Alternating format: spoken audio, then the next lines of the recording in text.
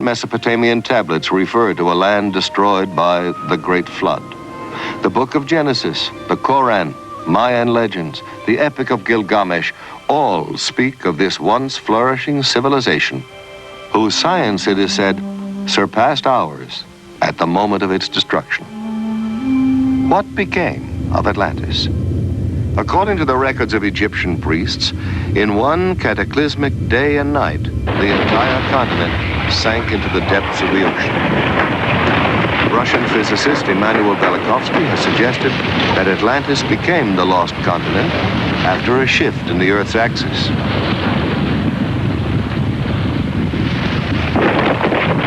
Famous psychic Edgar Cayce believed that by misusing the powers of the mind and interrupting the evolution of the planet, Atlantis became the victim of its own perverted super science. And the people of Atlantis, what happened to them? Were they all destroyed? Or did some survive the Holocaust and migrate by sea and air to other lands? Did some Atlanteans retreat into the ocean and establish a magnificent undersea kingdom that still flourishes there today? Or did they, with their advanced technology, escape into outer space? And have they perhaps, since man first left records on cave walls, been returning in their spaceships to observe us as we build the new Atlantis? What evidence is there that man himself was not the sole architect of the Earth's great ancient structures? Did we indeed get a little help from our friends from space? The Great Pyramid of Giza is the height of a 40-story skyscraper. It's built with 2.25 million stone blocks, some weighing 24,000 pounds apiece. Blocks supposedly hauled hundreds of miles by slaves and beasts of burden. And what of the knowledge necessary for the construction of such a monument?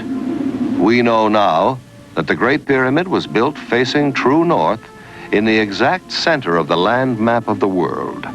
Not the known world of 2575 BC, but the entire world as we know it today. The only way its architects could have derived such calculations would have been to survey the Earth from high in the air, make a global map, project it flat, then draw meridians through the precise center of the map's land surface. Either that or the information was provided for them by someone else, someone capable of aerial reconnaissance. Some of the pyramids in Spanish America, land of the ancient Mayan, Aztec, and Toltec civilizations, predate even those of Egypt. Tiwanaku, the oldest city in South America, is said to have been constructed by a race of giants whose homeland was destroyed by a great flood.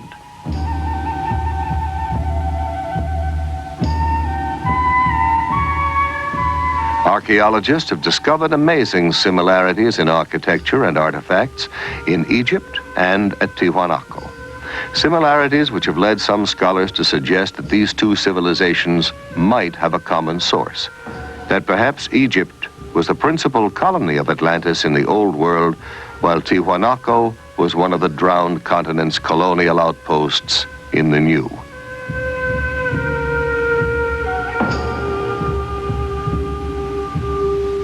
The sacred books and folklore of widely separated lands all tell of days when gods visited this planet wrapped in clouds or conveyed by fiery chariots.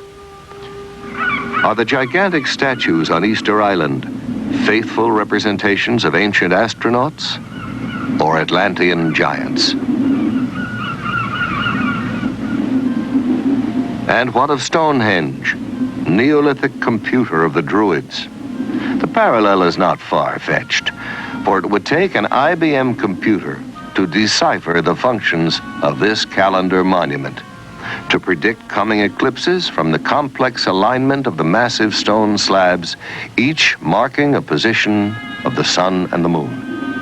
And more astonishing, the inner measurements of Stonehenge in England and the dimensions of the Great Pyramid in Egypt both indicate the precise number of days in a solar year, which seems to suggest that the architects of these distant structures had access to the same information. perhaps even worked from a master set of blueprints. The question is, why?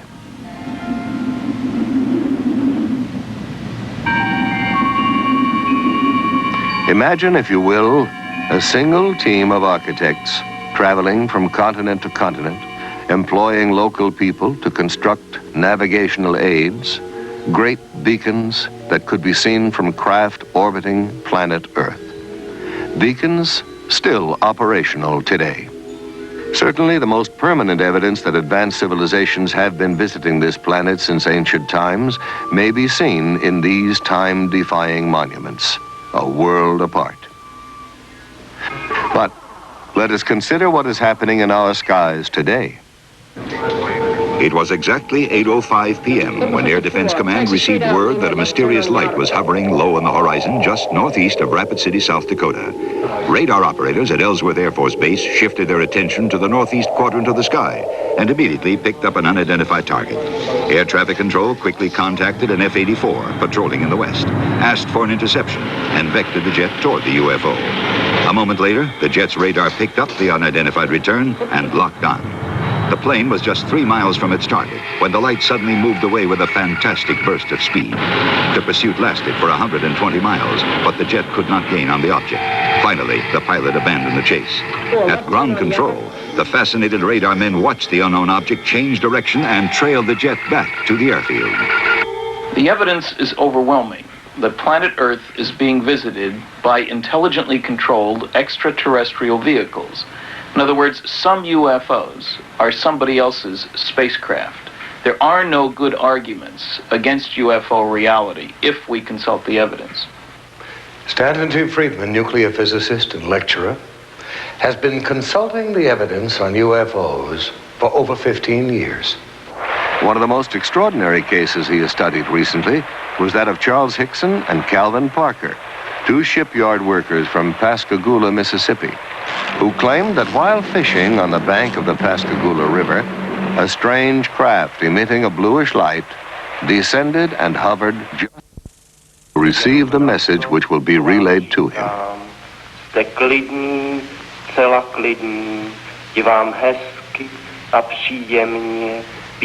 First, the subject is placed in a deep hypnotic trance.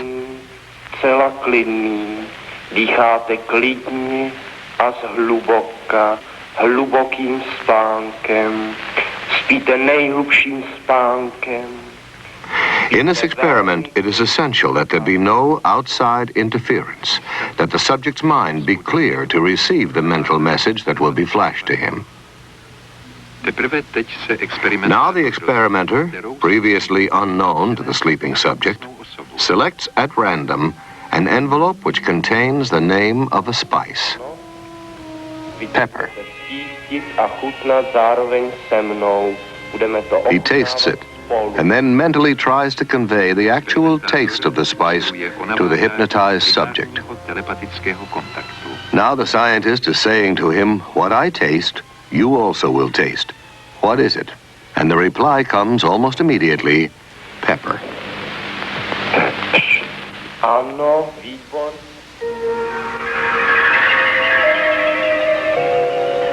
Psychokinesis, the ability to move physical objects with the force of the mind, is also a subject of intense interest to science and to the military. Here in Leningrad, under strictest test conditions, talented, sensitive Nina Kulagina makes the magnetic needle of a compass rotate by sheer mind energy.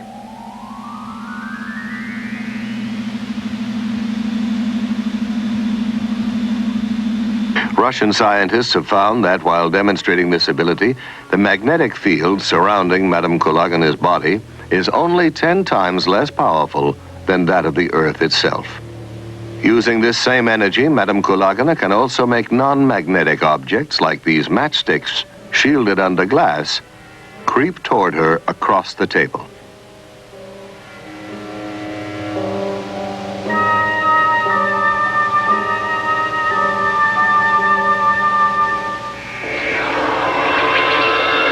In the Philippines, psychic surgeons are reportedly performing major operations on patients without using any surgical instruments and with no form of anesthesia or bleeding control. Yet the surgery appears to be painless and paranormal healing takes place almost immediately. The most publicized of the surgeons, Tony Agpoa, is removing a pituitary tumor from the forehead of a California businessman, Donald Westerbeck, who flew to the Philippines after doctors had warned him of the risks involved in traditional surgery. Here, in Westerbeck's own voice, is his description of the result of his operation. When I came to the Philippines, I was very dubious about this entire process, but I felt that it would be a shame to have the operation first and find there was any truth to the Philippine phenomenon. Whatever comes out may or may not be the right kind of tissue. It may well be symbolic, but it is now 2 years since that operation, and the symptoms, which were progressing quite rapidly, have pretty much disappeared. I know that whatever happened in the Philippines had a certain effect on the progress of what was happening within my head.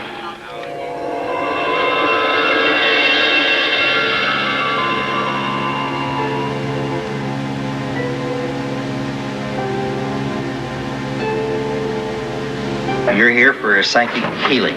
We have healers here who actually laying on of the hands. Now, whatever your ailment will be effective. In some cases sooner, in some cases a little bit later. You will be subject to psychic healing. You'll also be subject to psychic readings. They'll help us determine what your particular problem happens to be. The healers have this energy that flows through them, imparting a psychic energy. And this energy will flow to whatever part of the body. I think that most people that really get into healing professions feel like they have some kind of healing ability. They may not know what it is, but I think they get into healing because they're kind of led into it. I mean, physicians, nurses, even chiropractors and others. Have you been doing any heat treatment or infrared or? Nothing. This observer is a licensed physician, an MD, one of the first to inquire into this unusual method of healing to see what it has to offer to his profession. Oh, absolutely. Absolutely. No, there's no known physical cause for rheumatoid arthritis, and not really for the other kind, osteoarthritis either. Our usual procedure is to take psychic readings. This is a group of gifted sensitives who possess the extraordinary ability to diagnose a patient's illness by a method known as body scanning. They record their estimate of the possible illness by picking up vibrations directly from the sick person or by holding something belonging to her. Sometimes there is an actual transference of pain from the sick person to the diagnostician.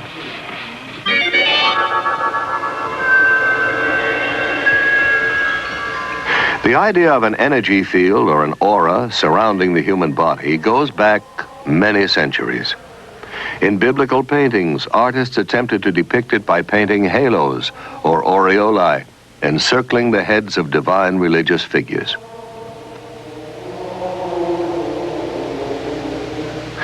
Rather more recently, this NASA picture shows Apollo 12 astronaut Pete Conrad on the moon with a bluish glow around him.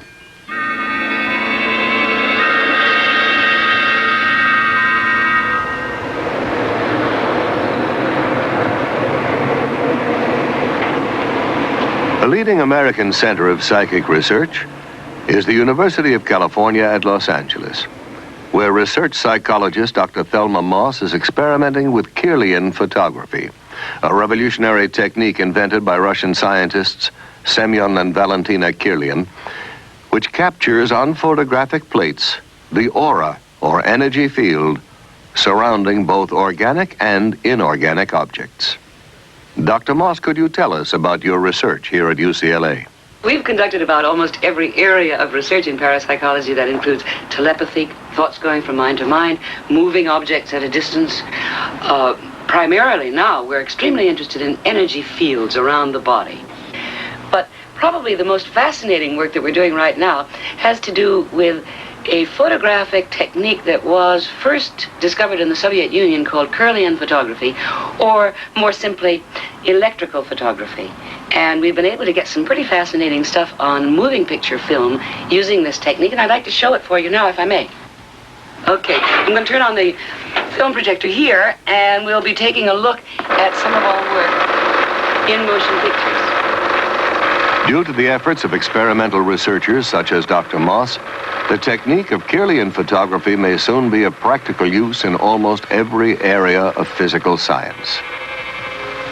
Inorganic objects photograph very differently from organic objects. Coins have a steady corona. We get the illusion that there is movement going around it, but the actual corona itself is static and its boundaries fixed, whereas human beings show a remarkably different effect.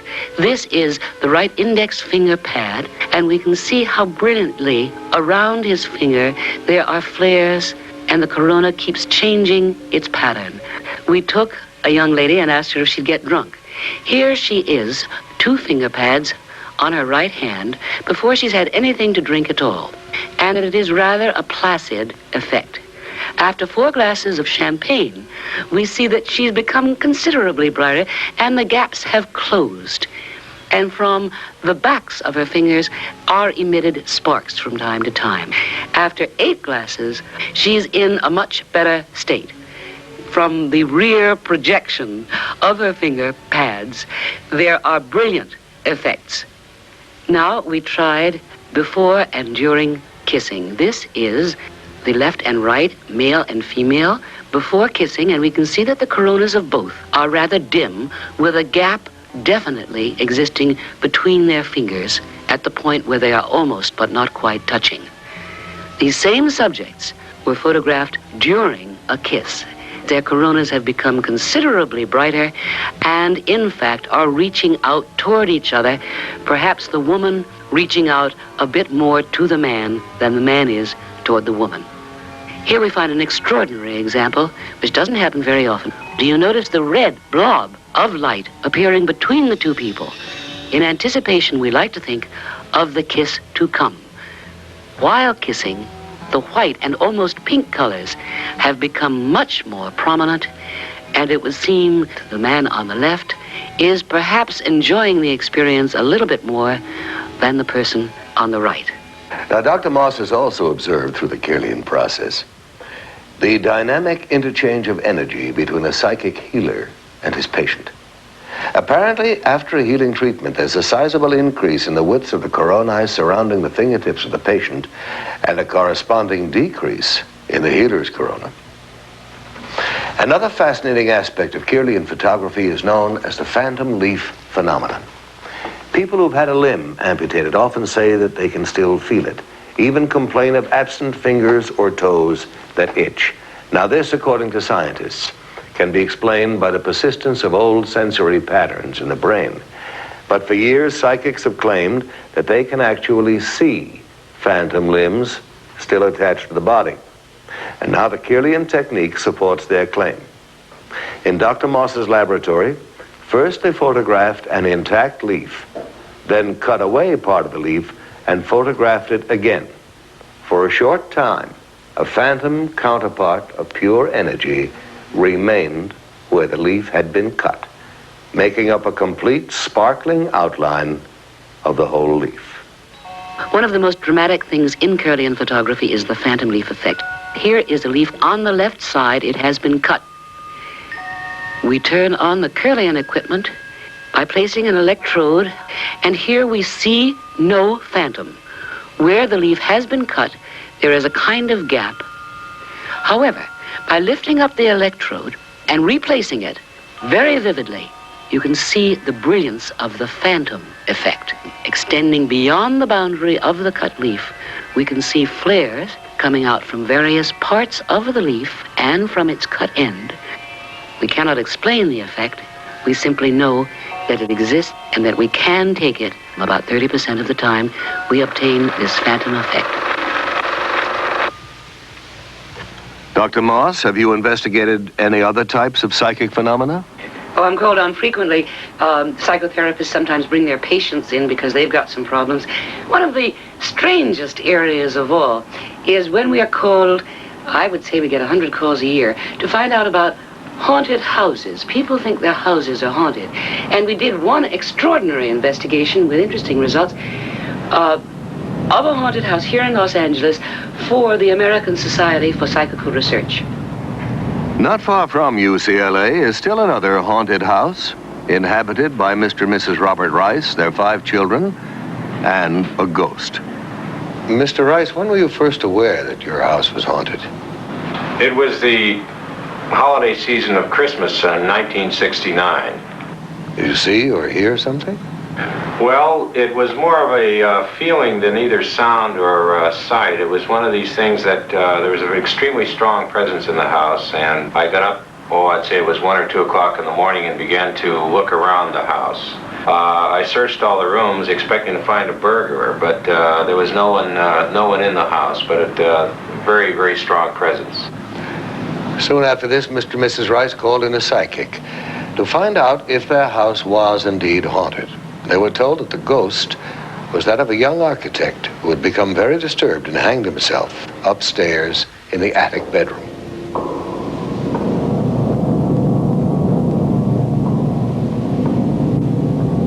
Well, I was working in my studio downstairs. I'm a painter, and this individual had become such a familiar part of our family after a number of years that I more or less tried to communicate with him on working in this painting. I saw a man about 5'7", very thin, dark complected, wearing a white shirt rolled up to the sleeves, open collared dress shirt, dark pants and black shoes. There was an immediate effect of the painting taking shape. It was almost as if it were directed, although it didn't move my hand. It's not really a painting of him as he looks, it's more of a feeling of his personality.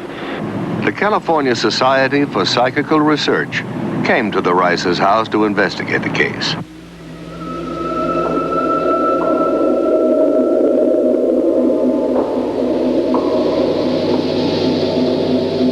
They went through the house and the different parts of the house, wherever they were, that they felt something, they would record that. They felt very strong feelings of him upstairs where he was supposed to have hung himself.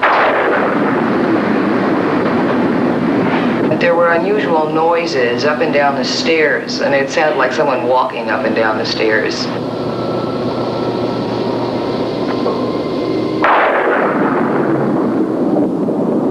Also saw him in the same light, described him in the same manner that we had seen him.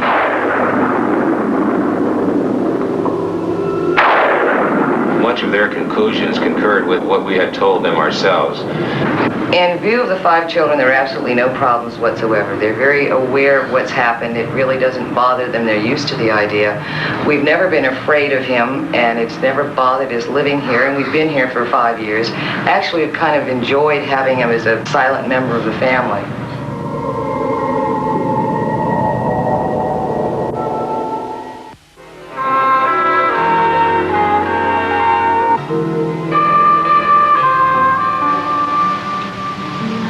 I am Lucretia Black, and I am a witch. I practice witchcraft. I have always been a witch. I was born a witch, I was raised a witch, and my mother, grandmother, and great-grandmother were all witches. What is a witch? It's a psychic female who can project her energies and invade other people's subconscious minds, forcing them to do things they would not normally do.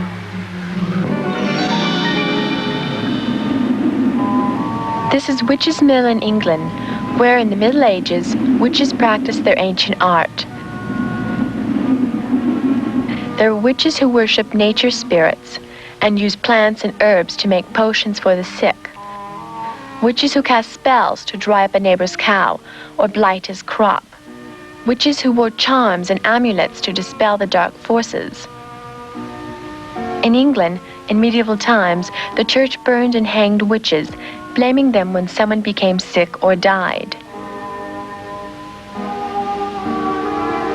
In France, Joan of Arc was burned at the stake because the church was afraid of her amazing psychic powers. Down through the ages, people with psychic ability have been falsely accused of being witches. And as recently as 1970, in San Jose, California, an ordinary Midwestern housewife was charged with practicing witchcraft.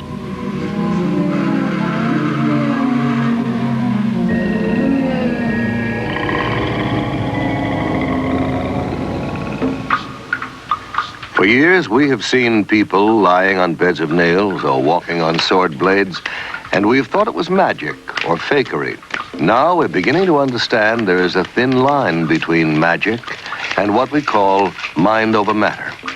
And science has begun to study the people who perform these feats. Here in Hawaii, members of an ancient tribe walked barefoot through fiery coals without suffering pain or injury to their skin.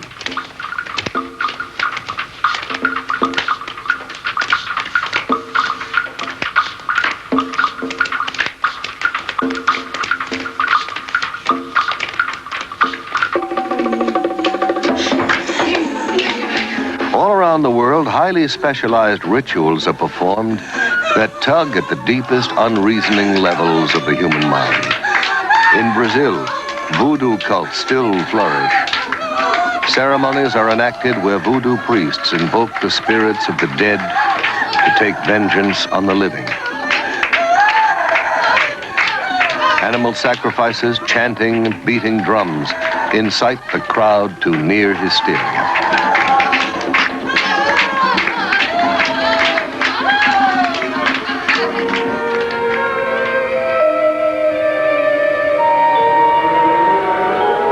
Such questionable occult ceremonies are not limited to the more primitive areas of the world. In San Francisco, as in other American cities, Satan is alive and well.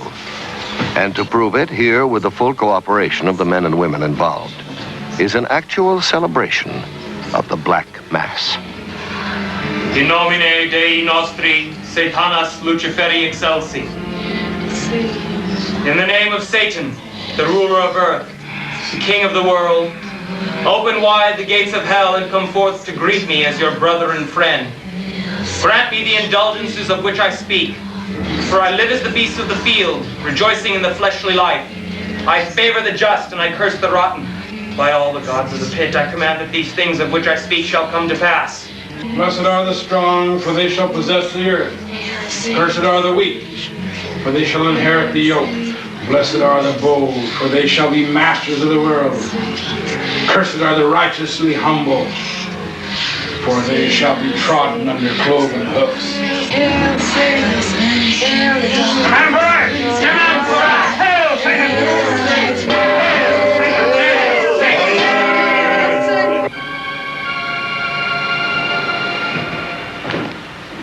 Some people still allow themselves to be seduced by the theatrics of dark and sterile practices.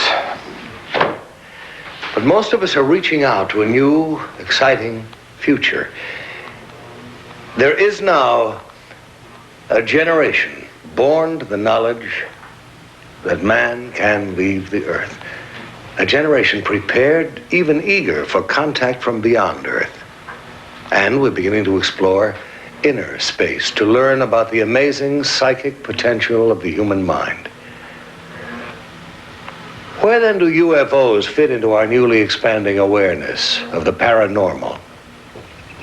Perhaps investigative reporter Ralph Blum, author of Beyond Earth, a book about man's contact with UFOs, could answer that question for us. Mr. Blum, what do you think about the UFOs? I think we have to consider them as an example of Murphy's Law. Murphy's Law says that if something can possibly happen, it will. There doesn't seem to be much doubt that UFOs are happening, that they are real physical objects occupying both physical space and time. But the data also implies that UFOs may not actually fly here over vast, enormous distances, but simply materialize here, function as physical craft while in our atmosphere, and then dematerialize. I've interviewed Air Force pilots whose mission was to acquire UFO footage, men who've tracked and photographed UFOs and then just watched them vanish. Professor J.H. Bruning of the University of Mississippi has pointed out how closely a UFO experience resembles a psychic event.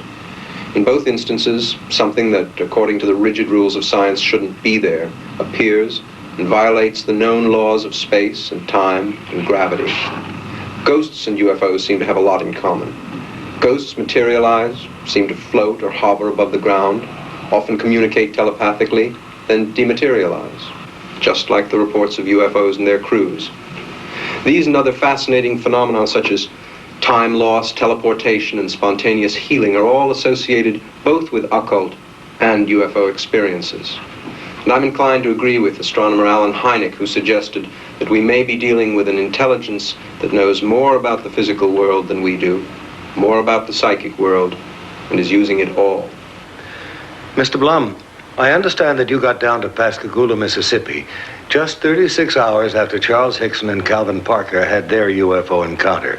Yes, I did. It was the first time I'd seen for myself the profoundly disturbing effect of such an experience, not only on the two men, but on the entire town. Nothing that powerful had happened to Pascagoula since Hurricane Camille hit the Gulf Coast. And it was quite impossible to sit in the same room with Charlie and Calvin and not believe that something terrifying had happened to them. They had me one on this arm like this, and on the other one, they had my other arm like that. And I just seemed to lift up to the same height they were off the ground, and we just moved into the craft. Now inside, how did they lay you out? Do you remember how it happened? Yes. I didn't see any tables or chairs or anything in there. I'm not saying it wasn't in there because the light was almost blinding, but I didn't see any. And when they carried me inside, they seemed to just lean me back, And this eye, well, I keep referring to it as an eye, it moved up in front of me about this close. And it started right at my eyes, looking me right in the eye. And it hesitated there for a few seconds, and it just started moving over my entire body. When they brought me from the craft along this area here, and they didn't drop me, they just released me back to the ground. And I fell. I don't know why my legs were weak. I don't know why it was the fright or what it was, but I fell onto the ground. And that's when I seen Calvin. He's standing right over here in this area, and he was standing facing the river with his arms outstretched like that, just like he was staring at something. A man in Missouri gave a paper on 546 landing cases from 34 countries. These all involve traces, that is, where some marks were left after the UFO took off. One place where this happened was on the Johnson Farm in Delphos, Kansas, November 2nd, 1971. The strange marks in the middle there are a ring of soil affected by a UFO. There are a whole host of tests run on the ring. It's clear that something strange happened to the soil as far down as 14 inches deep. To give you an example of what happens to soil, the soil on the left was from that ring, obviously different in color and texture, and I might say from laboratory tests also different in composition from the normal soil on the right. As long as UFOs remain in the air and perform impossible acrobatics, we can all enjoy arguments about who is hallucinating.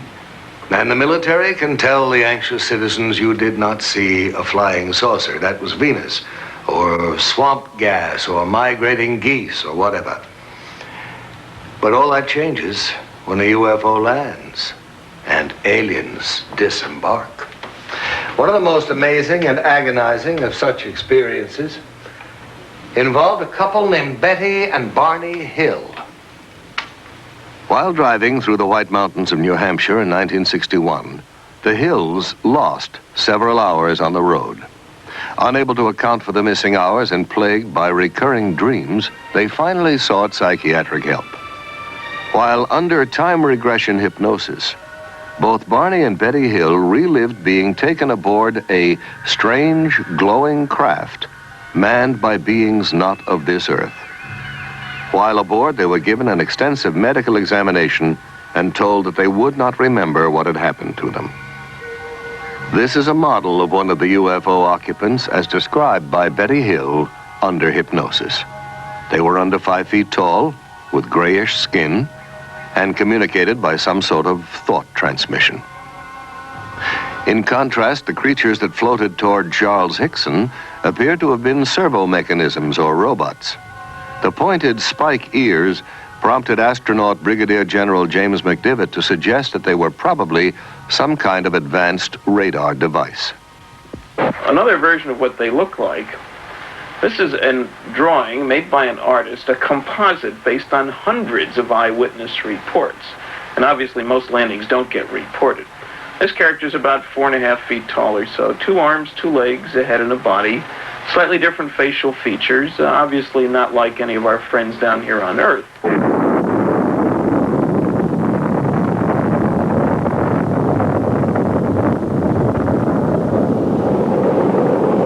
However, there are definite parallels in behavior.